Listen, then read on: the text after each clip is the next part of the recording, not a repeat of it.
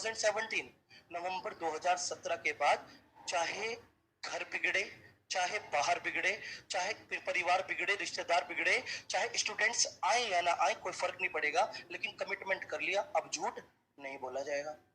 समझ रहे हो कि नहीं? मैंने बिल्कुल झूठ बोलना, और आप लोग विश्वास करना, 2017 तक, 2017 तक मैं मानसिक रूप से बड़ा तनाव में रहता था, लेकिन 2017 के बाद 1 से 1.5 साल बड़ा संघर्ष रहा इस झूठ और सच वाले जो गैप था ना, इसको फुलफिल करने में। क्योंकि उस समय बचपना था, मैं भी उस समय 25-26 साल का था, 25-26 ईयर का था।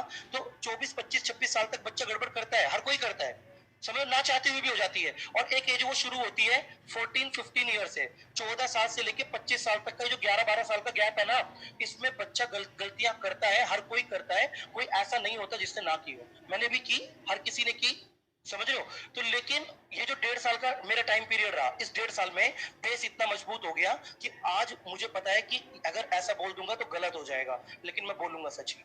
हकीकत ही तुम लोगों को बताऊंगा, हकीकत का आईना दिखाऊंगा, क्योंकि मैंने खुद महसूस किया सच कड़वा है, लेकिन उस कड़वी दवाई की तरह है जो इलाज या ट्रीटमेंट बहुत तेजी से करेगी। समझ रहे हो कि नहीं?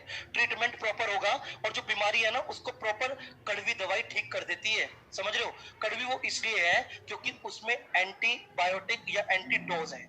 समझ रहे हो? वो वहां पर विषाणु या जीवाणुओं को खत्म करने का काम करेगी, और यहाँ देश में विषाणु और जीवाणुओं के रूप में वो ही व्यक्ति बैठे हैं जिन व्यक्तियों को हम लोगों ने राजनीतिक आधार दे दिया। समझ रहे हो? आप लोगों को मैंने बताया था, आपके याद होगा, मैंने एक ही पॉलिसी बताई थी, मनरेगा, जिक्र किया था। आप लोगों में से एक सच्ची बता दो मुझे, मनरेगा के बारे में जाके गांव में कितने बच्चों ने गांव के प्रधान से जानकारी ली? कितने बच्चों ने ली बताओ? एक ने भी नहीं ली।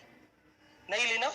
तो तुम लोग जब रुचि खुद ही नहीं दिखाओगे तो गांव प्रधान खाएगा, देश में भ्रष्टाचार भी रहेगा, और लोकतांत्रिक व्यवस्था का ये पिलर इसी तरीके से डगमगाता रहेगा, क्योंकि हम जागरूक हैं लेकिन कदम नहीं उठा सकते। जानते हो क्यों? हम सोचते कोई बात नहीं, अब की बार इसने कर लिया, अगली बार कोई और नया देखेंगे। अगली बार जो नया आएगा उसकी गारंटी कि वो खाएगा नहीं? बताओ मुझे, उसकी कोई श्योरिटी है क्या?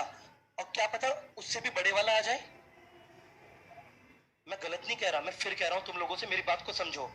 जो चेहरा तुम लोगों ने चुना है, जो चेहरा तुम लोगों ने देखा है ना, उस चेहरे को पढ़ो, उस चेहरे को परखो, और देखो। सबसे पहली चीज, आप लोगों के क्षेत्र में किसी भी एक छोटे पद से लेके एक बड़े पद के दावेदार तक का आप लोगों को पूरा बैकग्राउंड पता होना चाहिए। बैकग्राउंड पता होने का मतलब उसकी एजुकेशन, बैकग्राउंड, बैकग्राउंड पता होने का मतलब उसका सोसाइटी में स्टेटस।